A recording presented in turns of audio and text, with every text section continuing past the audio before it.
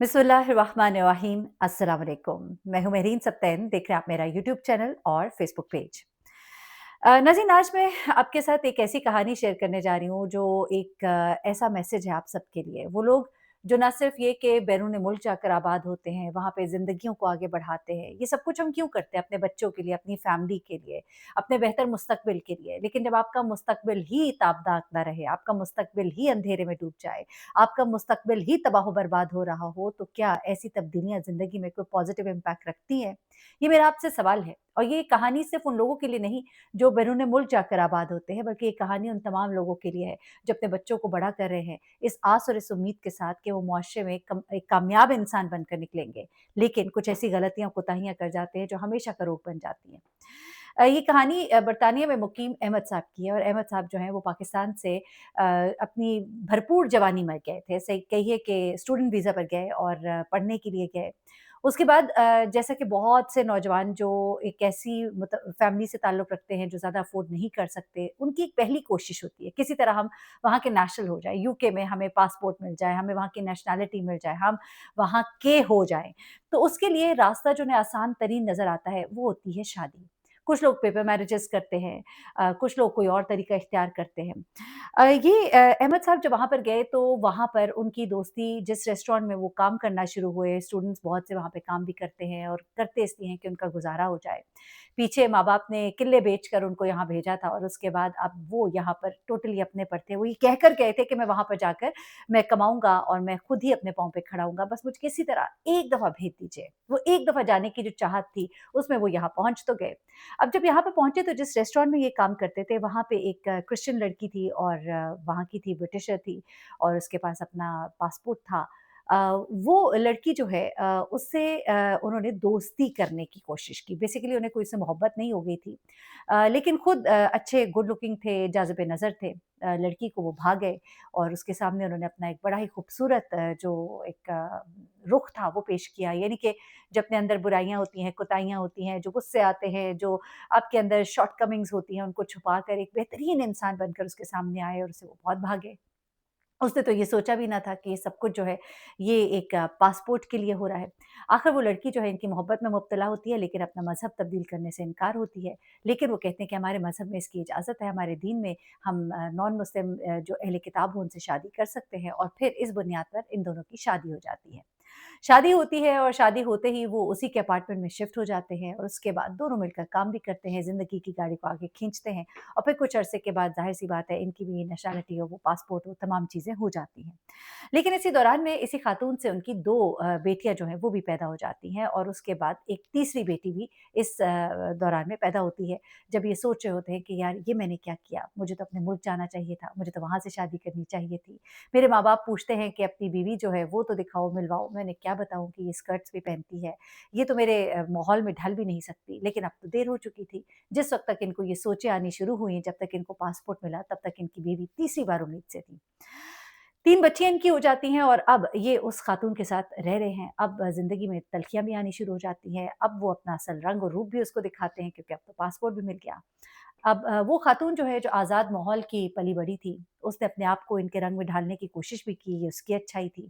उसने अपने आप को इनके मुताबिक बदलने की कोशिश भी की, लेकिन फिर आहिस्ता-आहिस्ता अहमद साहब के जो रंग और अतवार उसके सामने आने शुरू हुए। बड़ी हैरान भी हुई और उसे कहती थी कि अच्छा, तुम इसलिए इतना अच्छा बर्ताव करते थे। लेकिन अब अहमद साहब को तो इस बात की भी परवाह ना थी। अब तो उन्हें वो बोझ भी लगती थी। लेकिन अब ज़िंदगी की गाड़ी को आगे बढ़ाना था, बच्चियों से प्यार भी हो गया था। ज़िंदगी की गाड़ी को आगे बढ़ा रहे थे और ऐसे में उन्होंने ये नोट किया कि मेरी बच्चियाँ जो हैं उनकी ड्रेसिंग, उनके कपड़े, उनका रंग, उनका अतवार वो हमारे मुताबिक नहीं है। अब इन चीज़ों पर कई दफ़ा उनकी अपनी बेगम से बहस भी होती थी और वो आगे से इनको बताती थी कि तुम्हें ये सब कुछ पता था। तुम क्या चाहते हो कि मैं इन बच्चियों को तुम्हारे जो माहौल है उसके मुताबिक ढाल दूँ, उन कपड़ों में वो बंद हो जाएँ, उस कल्चर में वो ढल जाएँ, ये नहीं हो सकता। मैं अपनी बच्चियों के लिए स्टैंड लूँगी और इस बात पर उनके घर में लड़ाई-झगड़ा होना शुरू हो गया और एक दिन इनकी बीवी जो है वो इतना लड़ी इनके साथ कि पहले तो उन्हें बच्चों के लिए बहुत होती थी कि बच्चों के लिए ये, लेकिन फिर बच्चे उनके मुँह पर मारे और घर छोड़ के चली गई। कुछ अरसे बाद पता लगा कि एक उनका पुराना बॉयफ्रेंड था, उसके साथ इनकी दोबारा से दोस्ती हो गई और वो उसके साथ रहना शुरू हो गईं और ये बात उनके लिए काबिल कबूल ना थी और फिर उन्होंने उस औरत को तलाक दे दी। डिवोर्स हो गई, ज़ाहिर-सी बात है वो खातून अपनी ज़िंदगी गुज़ारने लगी। अब बच्चों से मोहब्बत थी, बच्चे इनके पास थे। खातून कभी-कभी बच्चों से मिल लेती थी, लेकिन ज़िम्मेदारी अब सारी इनके ऊपर आ गई। अब इन्हें समझ नहीं आती थी, एक छोटी-सी बच्ची जो गोद में थी, उसको तो उन्होंने कहा कि खुदा के लिए इसको तो सँभालो, लेकिन उसने उसको भी सँभालने से इनकार कर दिया। अहमद साहब अब सख्त परेशान, सोचे मैं किसी को पीछे से बुलाऊँ, वालदा ज़ईफ़ थीं, बहनें शादीशुदा थीं, कुछ नहीं कर पा रहे थे। आखिरकार चारों नाचार बच्चियों को भी सँभालते, घर को भी देखते और नौकरी को भी देखते। ज़िंदगी की गाड़ी आगे बढ़ती गई, बच्चियाँ जो है वो खुदरौ पौधों की तरह बड़ी होती गईं। अहमद साहब उनको वक़्त दे ना पाते थे और ऐसे उनकी बच्चियाँ जो है अपने तरीके से आगे बढ़ती रहीं। कुछ कोशिश की उन्होंने कि उसको अपने रंग-ढंग में ढालें, लेकिन बच्चियों को भी अपने राइट्स पता थे।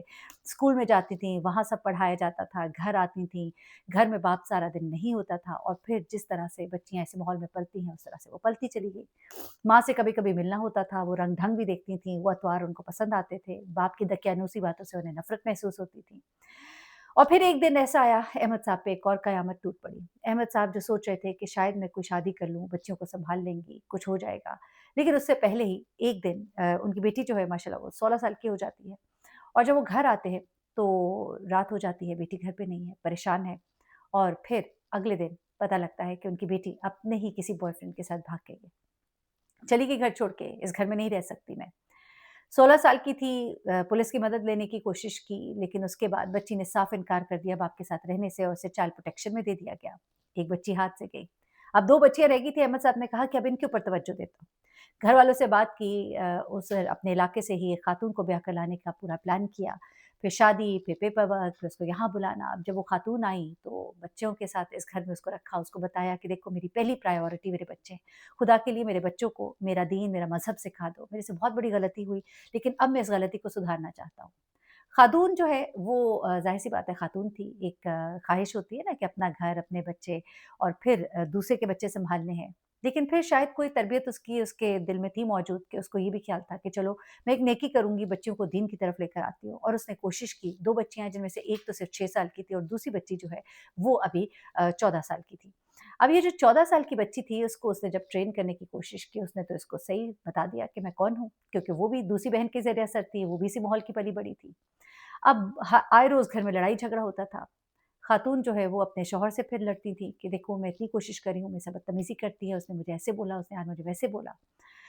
शौहर ने कहा कि देखो तुम छोटी पे मेहनत करो और इस पर तुम इसे बताती रहो, देखते हैं क्या होता है। कुछ खुद भी बताने की कोशिश करते, लेकिन वक़्त जो है वो हाथ से निकल चुका था। अहमद साहब की ये बेटी जो है, एक दिन घर में काफ़ी लड़ाई-झगड़ा हुआ, मार-कुटाई तक बात पहुँच गई, पुलिस आई।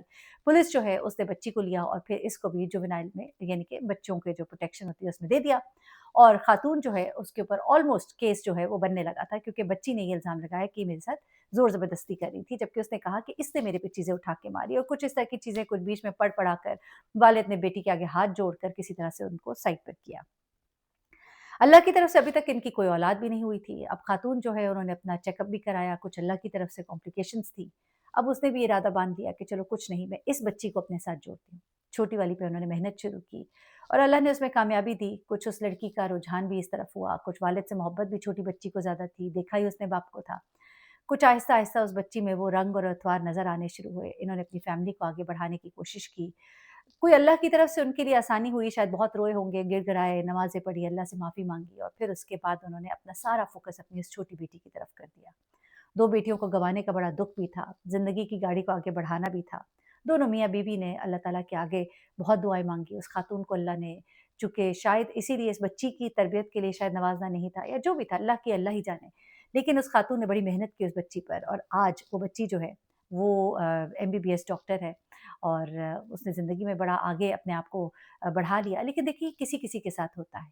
आज अगर अहमद साहब को ये खातून ना मिलती, शायद उनकी माँ की कोई दुआएँ थी, शायद उनकी कोई तौबा थी, जो उनके काम आ गई कि एक बच्ची जो है उनकी कम से कम ऐसी निकल आई, जो आज भी अपने बाप को पूछती भी है, मिलती भी है।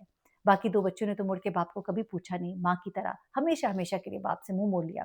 इस बच्ची ने कोशिश की बीच में अपनी बहनों से मिलने की और बाप से मिलवाने की, लेकिन उन्होंने बिल्कुल इस बात से वो इनकारी रहीं। गो वो बहनों से मिलती रहीं, लेकिन अपने बाप से मिलने से बिल्कुल इनकारी रहीं। अहमद साहब को आज भी अपनी बच्चियों का बड़ा दुःख है। कहते हैं कि जो भी है औलाद तो मेरी थी ना। मुझे इसका बहुत दुःख है, लेकिन एक मैसेज उनका ये था कि आप शादी करते हुए ज़रूर रिवायात, इक़दार इन चीज़ों को देखा करें, इन चीज़ों को इग्नोर नहीं करें। जब आप इन चीज़ों से दूर हटते हैं, तो फिर बहुत से प्रॉब्लम्स होते हैं। बच्चों का मज़हब क्या होगा, बच्चों के अकीदे क्या होंगे, बच्चे किस तरह से पलेंगे, बढ़ेंगे। बहुत ही कम ऐसे होते हैं लोग जो आपके मुताबिक ढल जाते हैं। हर कोई ढलने के लिए राज़ी नहीं होता और ख़ास तौर पे जब आपका मकसद ही शादी का गलत होता है। अपना बहुत ख्याल रखिएगा, दुआ में याद रखिएगा। अल्लाह हाफ़िज़।